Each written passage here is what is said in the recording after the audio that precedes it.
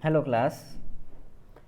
आज हम जो टॉपिक डिस्कस करने वाले हैं ये बेसिकली टॉपिक हम एनटीएससी के लिए डिस्कस कर रहे हैं for class 10th and for other competitive exams. तो आज ये टॉपिक जो हमें दिख रहा है वो है इंडस वैली सिविलाइजेशन। ये क्लास 9th आरबीएससी का चैप्टर नंबर 1 है, that is Indus valley civilization. ठीक, क्लियर है। अब देखिए आगे चलते हैं इंडस वैली सिविलाइजेशन में। अब देखो इसमें हमें ये देखो ये टॉपिक ऐसे हैं कि ये हमारे एनटीएससी में रहते हैं और कॉम्पिटिटिव एग्ज़ाम्स में रहते हैं, तो इसको पूरी तरीके से अच्छे से डिटेल में पढ़ना है। इससे बहुत सारे क्वेश्चंस आते हैं। तो सबसे पहले ancient civilization of the world में अगर हम पढ़ रहे हैं तो हम पढ़ेंगे क्या? Indus valley civilization. हम क्या पढ़ेंगे? Indus valley civilization. तो इंडस वैली सिविलाइजेशन का मतलब बेसिकली वो जगह जो इंडस नदी के आसपास से होती हुई निकलती थी basically Pakistan, some part of Rajasthan. इसको हम घग्गर हाकरा सिविलाइजेशन भी बोलते हैं। घग्गर हाकरा सिविलाइजेशन बेसिकली जो घग्गर नदी है ये सरस्वती नदी का पुराना नाम है, जिसे हम बोलते हैं घग्गर। राजस्थान में से घग्गर बोलते हैं, तो घग्गर हाकरा सिविलाइजेशन भी इसे बोलते हैं। ठीक, इसको हम ब्रॉन्ज एज, ये देखिए इंपॉर्टेंट पॉइंट्स हैं सिर्फ, इसको हम ब्रॉन्ज एज सिविलाइजेशन ही बोलते हैं। और ब्रॉन्ज का फॉर्मेशन किससे होता है? कॉपर प्लस टिन से। ये सब पॉइंट्स याद रखने हैं हमें। उसके बाद इसका टाइम पीरियड अगेन इंपॉर्टेंट है। 2500 से 1750 बीसी। बैक में चल रहे हैं, बैक में पीछे चल रहे हैं तो बीसी आएगा। 2500 से 1750 बीसी, ये इसका टाइम पीरियड है। दो मेजर इम्पोर्टेंट साइट हैं भैया, हड़प्पा और मोहनजोदाड़ो। बहुत शुरू से सुनते आ रहे हैं, इसको हम हड़प्पन सिविलाइजेशन भी बोलते हैं। इसको हम हड़प्पन सिविलाइजेशन भी बोलते हैं। ठीक है, ये जो स्टेट्स है ये याद रखना है, ये याद रखना है कि हड़प्पा हमारी जो साइट थी वो रावी नदी के किनारे थी।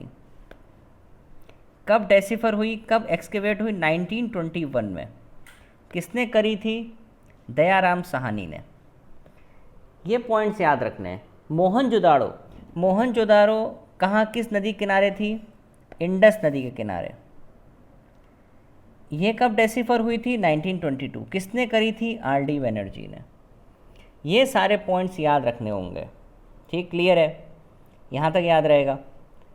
अब देखो उसके बाद हमें यह भी पढ़ना होगा कि इसको हम प्रोटो हिस्टोरिक पीरियड बोलते थे। ये पीरियड हमारा प्रोटो हिस्टोरिक था।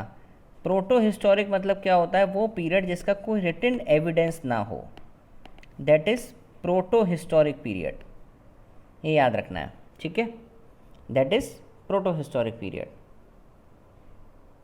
अब देखिए आगे चलते हैं। अब भैया देखो ऐसा है, इसके कुछ पॉइंट्स भी थे जो हमें याद रखने हैं। यहाँ पे देखो, ये जैसे इंडिया के अपने कुछ पॉइंट्स होते थे ना, southern most, eastern most, western most, ऐसे इसके भी पॉइंट्स हैं। अगर ये हमारा, अगर आप यहाँ देखो तो ये अगर इंडिया है तो ये वाला जो रीजन था ये आपका इंडस वैली सिविलाइजेशन का रीजन था। इसमें जो नदर्न मोस्ट पॉइंट है वो है Manda, located in Jammu Kashmir. Southern most point है Daimabad, located in Maharashtra. Third point है आलमगीरपुर, लोकेटेड इन यूपी। ठीक, and last one is Sutkagen Dor इन बलूचिस्तान। ये वेस्टर्न मोस्ट पॉइंट है जो कि पाकिस्तान में जाके मिलता है। ये सारी चीज़ें अगेन इंपॉर्टेंट है, याद रखनी है कि northern most, southern most, eastern most and western most. पहला मेटल जो डिस्कवर हुआ इंडिया में, first metal discovered in India, क्या था? कॉपर। इसको याद रखेंगे। दूसरा लास्ट पॉइंट, मोहनजोदारो को हम एक नाम और से जानते हैं, वो है आपका माउंट ऑफ द डेड। ठीक, ये सारे पॉइंट्स एनटीएससी के लिए बहुत इंपॉर्टेंट हैं, प्लस कॉम्पिटिटिव एग्ज़ाम्स के लिए इम्पॉर्टेंट हैं।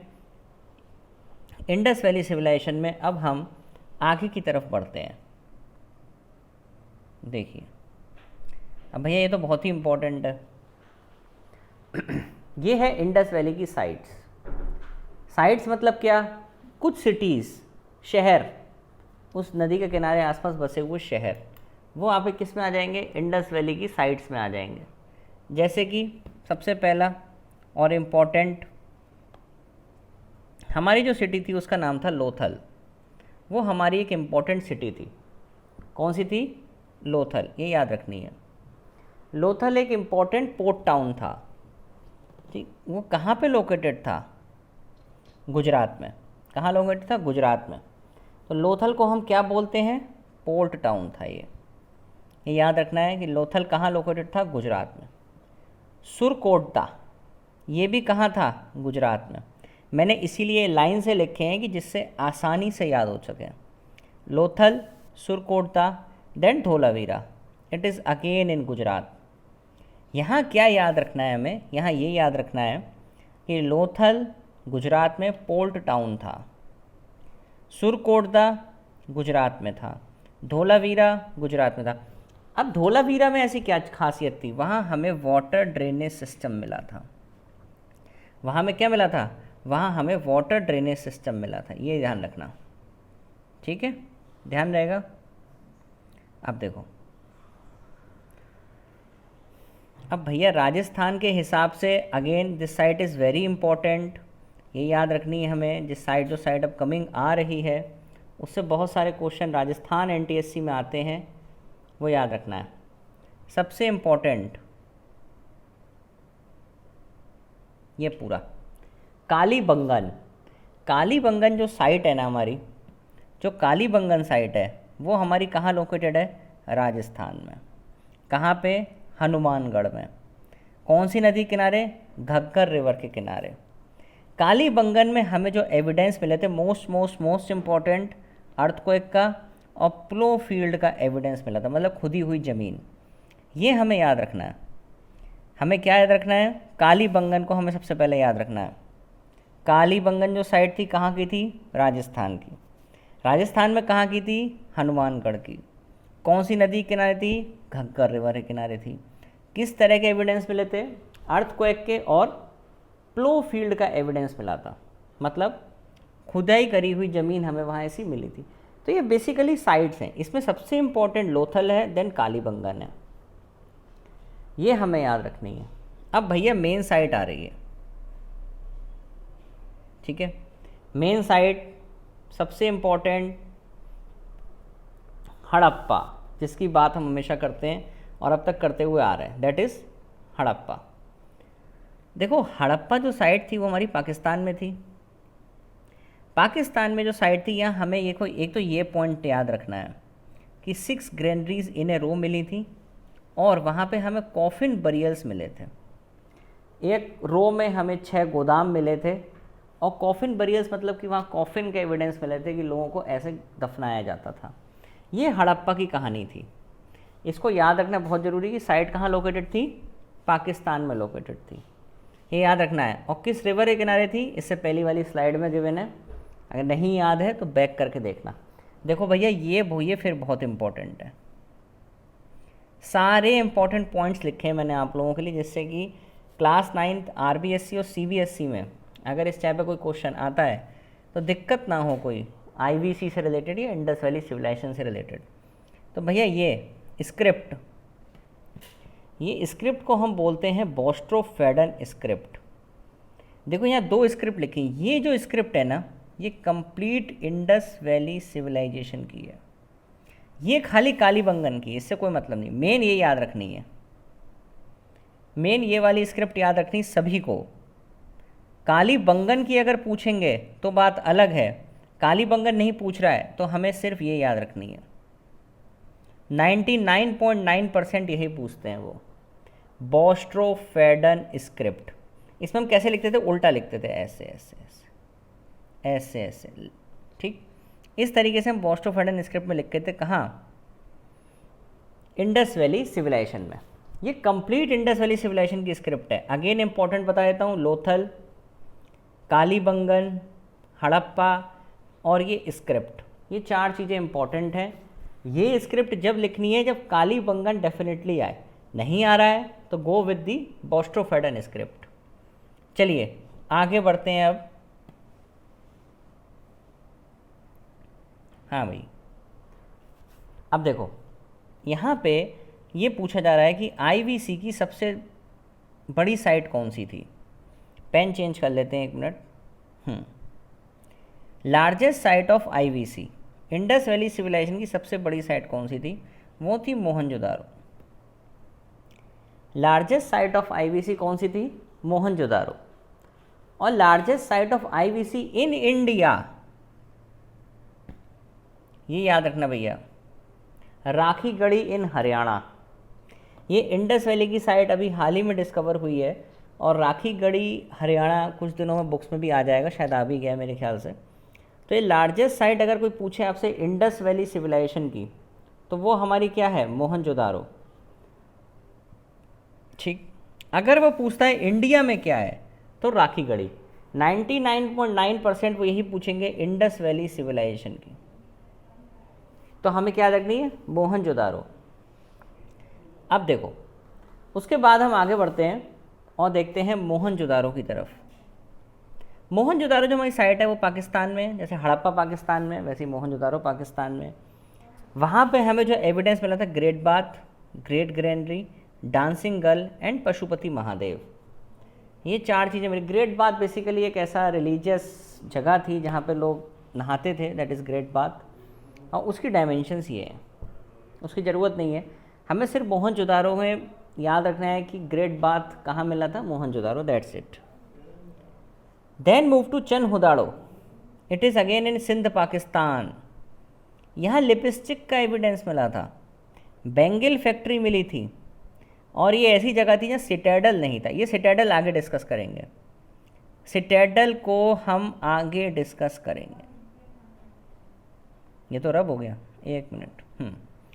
सिटैडल को हम आगे डिस्कस करेंगे कि सिटैडल क्या होता है। यहाँ तक सब कुछ समझ में आया? ठीक है, अब आगे चलते हैं। अब देखो टाउन प्लानिंग। अब हम बात कर रहे हैं हड़प्पा में टाउन प्लानिंग किस तरह से थी, शहर किस टाइप से बसे हुए थे। तो भैया इसमें हमें एक टर्म याद रखनी है, मैंने पहले ही बोली थी अभी, दैट इज सिटैडल। सिटैडल ध्यान रखना है। सिटैडल मतलब क्या होता है? एक अपर पोर्शन, जैसे एक शहर बसा है, शहर में एक हिस्सा बिल्कुल ऊपर साइड पे, that is citadel, upper part of the city. Upper part जो है सिटी का, उसे हम क्या बोलते हैं? सिटैडल। वो अलग इसलिए बनाया जाता था कि दिस एरिया में, ये यहाँ पे पब्लिक गैदरिंग्स होती थी, रिलीजियस एक्टिविटीज़ होती थी, और इम्पॉर्टेंट एडमिनिस्ट्रेटिव एक्टिविटीज़ होती थी।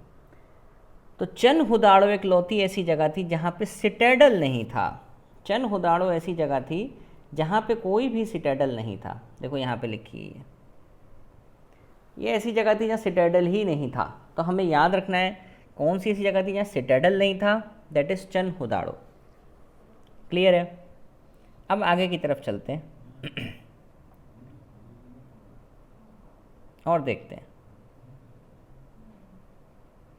ठीक, ये पेज थोड़ा ऐसे आ गया है, इसको पढ़ लीजिएगा, इसको हम बाद में चेंज कर लेंगे और थोड़ा आगे बढ़ते हैं। अब देखो वहाँ के रिलीजन की बात करते हैं। वहाँ हड़प्पा में जो रिलीजन था हमारा बेसिकली वो क्या था? जो हमारे मेल गॉड थे उन्हें हम बोलते थे पशुपति। जो हमारे मेल गॉड थे उन्हें हम क्या बोलते थे? पशुपति।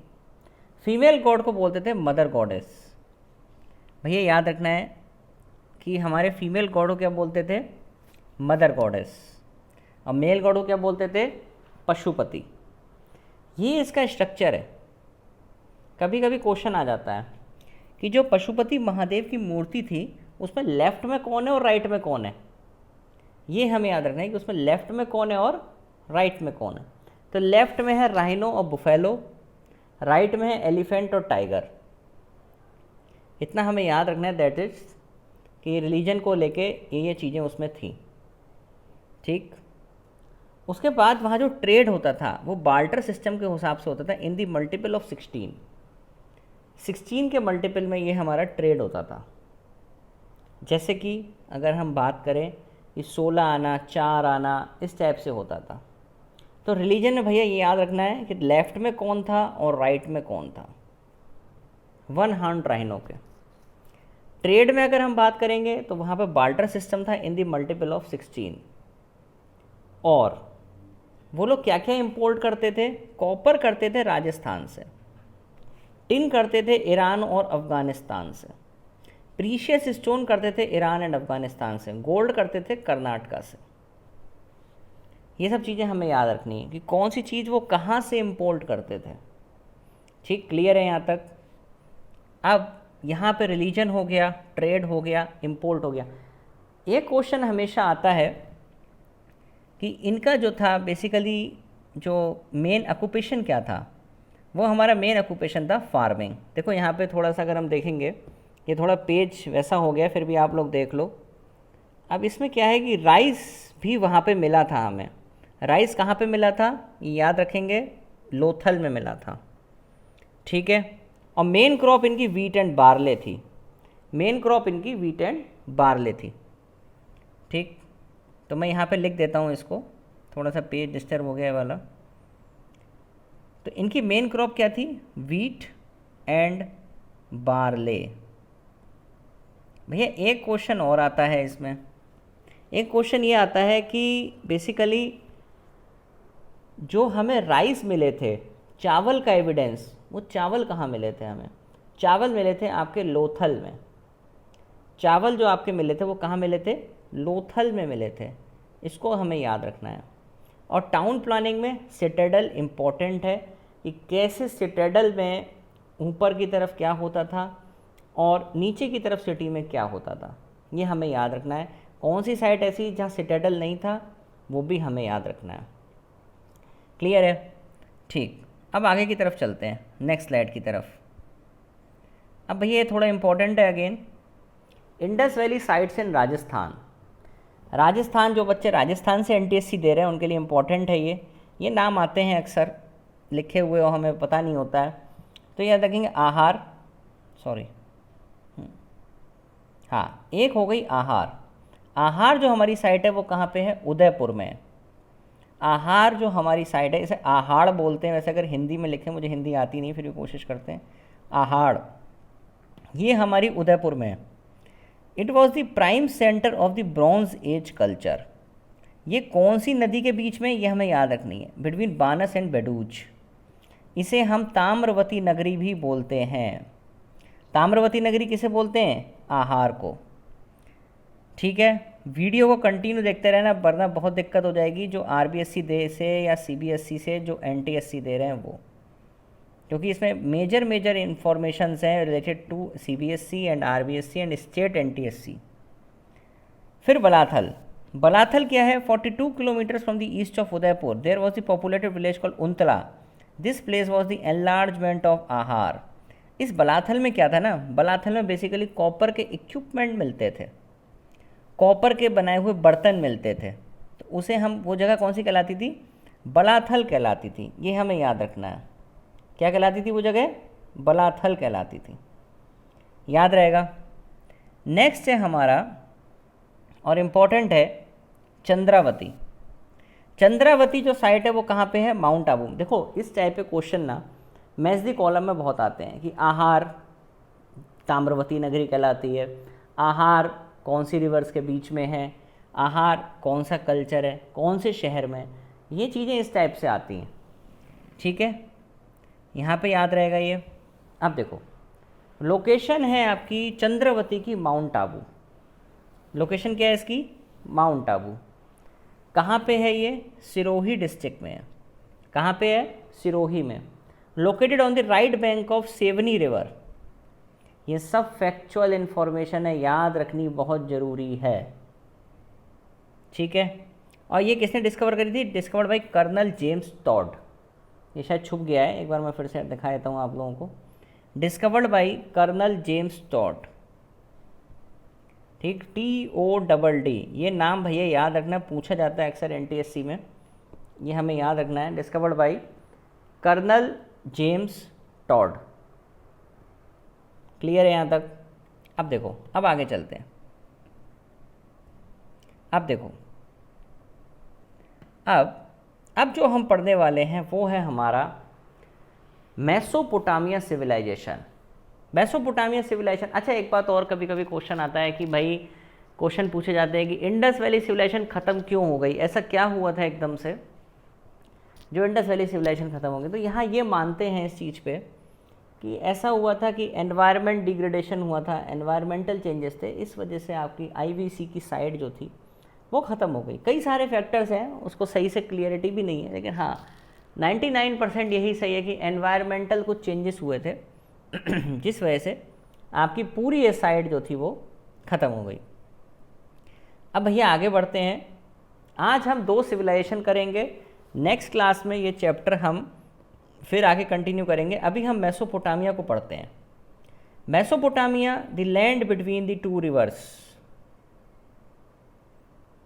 ये नाम, ये लाइन ऐसे ही ध्यान रखनी है। Mesopotamia, the land between the 2 reverse, याद रहेगी? ठीक है, अब आगे बढ़ते हैं। अब देखो,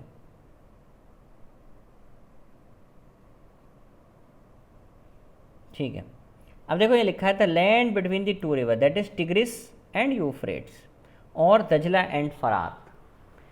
ये जो लैंड है ना, ये 2 रिवर्स के बीच में है, that is tigris and Euphrates और दजला एंड फरात। ये मॉडर्न डे में जो मेसोपोटामिया नाम है ना, इसका अब नया नाम है Iraq.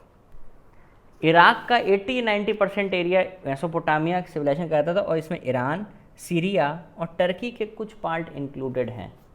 Again I write important point related to your NTSC and also for the competitive exam, both for CBSE and RBSC। Iran, Syria and Turkey, इस ज़मीन को हम बोलते थे अल जजीरा। कौन बोलते थे? अरब्स इस ज़मीन को अल जजीरा बोलते थे। ठीक। Invention of the wheel is credit to Mesopotamia. These are important points, note down it. अब देखिए, ये रिलीजन बहुत फर्टाइल भी था, ये रीजन बहुत फर्टाइल था। क्यों था? क्योंकि आप देख रहे हो ना, टिग्रिस और यूफ्रेट्स 2 नदियों के बीच में है ये रीजन, और जब कोई भी रीजन 2 नदियों के बीच में होगा उसे हम बोलते हैं Doab, the land between the 2 reverse. ठीक है, और जब वो रीजन यहाँ पे होगा तो भैया जहाँ पे कंटिन्यूस फ्लड्स आती हैं वहाँ पे हमारा फर्टाइल रीजन तो वो होता ही है। ये हमने 9th में अपने CBSE सेकंड चैप्टर में पढ़ा भी होगा, भांगर खादर। ठीक है, अब उसे कमेंट में बताना कि न्यू एलुवियम कौन सा है और ओल्ड एलुवियम कौन सा है। ठीक है, अब देखो, ये मैंने अजीब सा बना दिया कुछ। हाँ, अब यहाँ पे कुछ चीज़ें इंपॉर्टेंट याद रखनी है, याद ही करनी है for RBSC and for CBSE। The southern part of this state called Sumer. Mesopotamia southern part था, उसे बोलते थे Sumer. And northern eastern part of Sumer called Babylon and Akkad, and northern highland called as Assyria. Just write down and learn these names.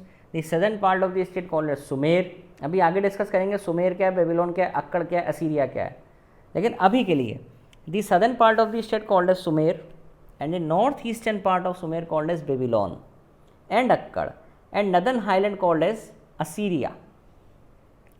याद रखना है, the land between the 2 rivers, Mesopotamian civilization, tigris and Euphrates और दजला फरात, ये दोनों एक ही नाम है भैया। टिग्रिस एंड यूफ्रेट्स और दजला एंड फरात एक ही नाम है। ठीक, क्लियर है यहाँ तक? अब आगे चलते हैं। अब भैया देखो, इसमें क्यूनिफॉर्म स्क्रिप्ट ये लोग यूज़ करते थे। क्यूनिफॉर्म स्क्रिप्ट, इनकी एक स्क्रिप्ट थी जिससे वो लिखते थे, दैट इज़ क्यूनिफॉर्म स्क्रिप्ट, वो यूज़ करते थे। The Mesopotamian people calculated the correct timing of sunrise, sunset, Moonrise, मूनसेट, ये सब चीज़ें थी भैया। ये याद रखना है, इनके जो सबसे बड़ा टाउन था उसे हम बोलते थे उर। जो सबसे बड़ा शहर था मेसोपोटामिया में उसे बोलते थे उर। ठीक है, और every town had its own guardian deity called as ziggurat. उसे क्या बोलते थे हम? जिगुरत। जिगुरत का मतलब hill of heaven. Major profession agriculture. Major profession क्या है इनका? एग्रीकल्चर है। ठीक है, वेरी गुड। अब देखो, Mesopotamia had trade relations with Indus valley people.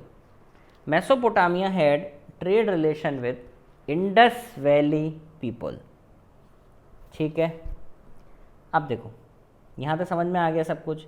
These are important points for NTSC and competitive exams कि उर क्या है। उर बहुत बिगेस्ट टाउन है मेसोपोटामिया का।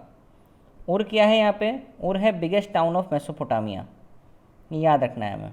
ठीक है, ये थोड़ा ज़्यादा बड़ा सा हाईलाइट हो गया, इसको हटा देते हैं। तो उर जो है हमारा क्या है, बिगेस्ट टाउन है कहाँ का, मेसोपोटामिया का।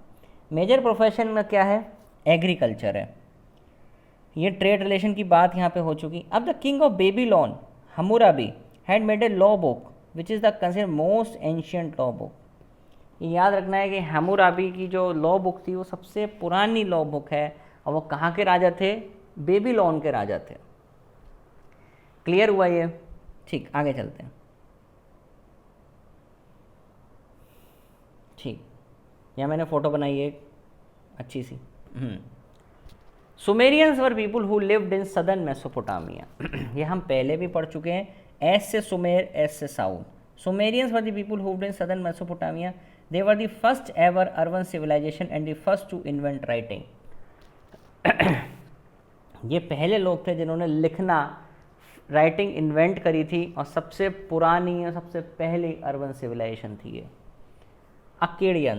Akkadians lived in central Mesopotamia, north of Sumerians, हम पहले भी पढ़ चुके हैं। They spoke Akkadian language. The Akkadian ruler conquered the Sumerian, creating the world's first empire. तो यहाँ जो अक्केडियन लोग थे, अक्केडियन लैंग्वेज जो बोलते थे, उन्होंने सुमेरियंस पे कब्जा किया और सबसे बड़ा अंपायर बनाया। फैक्चुअल इन्फॉर्मेशन है, याद करनी है। Babylon was the town in the territory of empire of Akkad in 1792। अब देखो भैया, ये नाम याद रखना, हम्मुराबी नाम याद रखना। Hammurabi conquered most of the Mesopotamia and founded an empire as well as created famous code of law. ये लॉ वाला नाम जहाँ याद आए वहाँ हमें लिखना है हम्मुराबी। ठीक है, मेसोपोटामिया में हमें एक चीज़ याद रखनी है हमेशा, वो क्या है, the land between the two reverse, that is tigris and Euphrates. और इसमें सेकंड पॉइंट हमें जो याद रखना है वो है आपका उर टाउन, जो वहाँ का सबसे बड़ा टाउन था। ठीक है क्लास, उम्मीद करते हैं कि वीडियो आपको पसंद आया होगा। पसंद आया हो तो लाइक करें, सब्सक्राइब करें, शेयर करें वीडियो को। और ये वीडियो बहुत इम्पॉर्टेंट है फॉर आपका क्या कह सकते हैं, RBSC और CBSC NTSC के लिए। नेक्स्ट वीडियो में हम इसके आगे वाली सिविलाइजेशन को कंटिन्यू करेंगे, जिसमें कि हमारी इजिप्ट सिविलाइजेशन आएगी और हमारी बहुत सारी सिविलाइजेशंस हैं। तो बने रहिएगा, ग्रीक सिविलाइजेशन है, बने रहिएगा चैनल पे। ठीक, ओके, थैंक यू।